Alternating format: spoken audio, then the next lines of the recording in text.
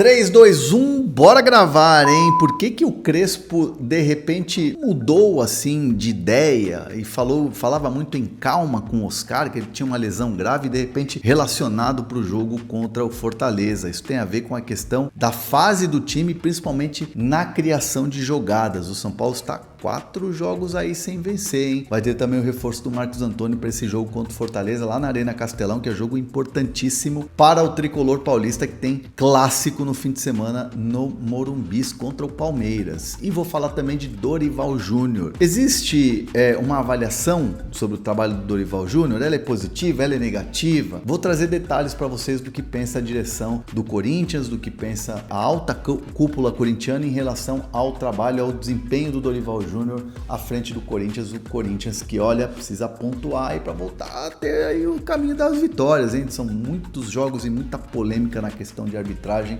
também. Vou trazer detalhes para vocês. Antes, se inscreve aí no canal, ativa as notificações, compartilha os vídeos. Todos os dias tem bastidores, mundo da bola, tudo para vocês aqui no canal, beleza? Vamos falar do Oscar, né? O Oscar tá relacionado depois de 76 dias, né? 76 dias é tempo pra caramba, desde da fratura que ele teve ali nas costas, né? Foi uma batida onde ele teve ali uma fratura de vértebras, né? E esse foi um jogo contra o Corinthians, né? Lá no primeiro turno aí do Brasileirão Betano, né? Então, assim, o Oscar ficou muito tempo parado, muito tempo em recuperação. O Oscar vinha treinando, deixar bem claro que, assim, o que a assessoria de imprensa vinha informando em relação aos treinos do Oscar não muda nada. O próprio Crespo até falou uma situação que parecia que, né, estava tendo um confronto de ideias, mas na verdade ele quis dizer que o Oscar precisava ser submetido a um esforço maior, né,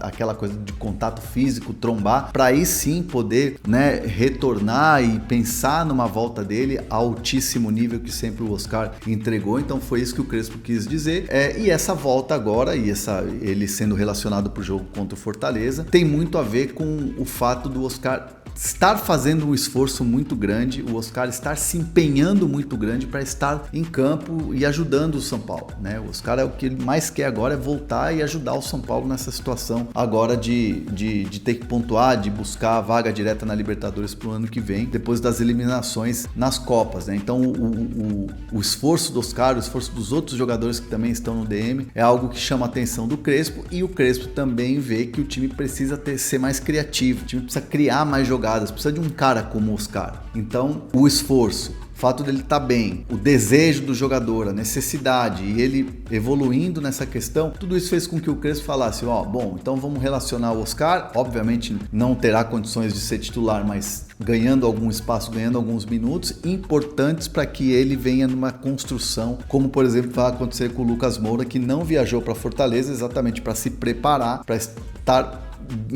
minimamente bem ou melhor em relação ao que vinha apresentando desde que retornou lá no jogo contra a LDU na eliminação, e principalmente nessa questão de querer ajudar o time, né? De estar apto para poder ajudar o time. Então essa decisão tem a ver com o fato da necessidade dentro de campo de você ter uma melhora do time, e óbvio o esforço do Oscar conta muito nesse momento. Então o São Paulo vai com o Oscar, tem a volta do Marcos Antônio, é bem verdade também, depois de ter uma lesão ali, ficar parado, né? Ele jogou o segundo tempo do jogo contra o Santos no clássico, lá na derrota na Vila Belmiro, depois não teve condições na LDU, não foi relacionado para o jogo seguinte contra o Ceará, e aí agora retorna aí, é outro jogador que é muito importante nessa questão de criação de jogadas. Então o São Paulo se vê nessa situação, vamos ver como é que vai ser a atuação do Oscar, e a expectativa é boa, que ele tenha bons minutos em campo e aí aos poucos retorne para ser aquele jogador que todo mundo botou uma expectativa muito grande quando chegou ao São Paulo.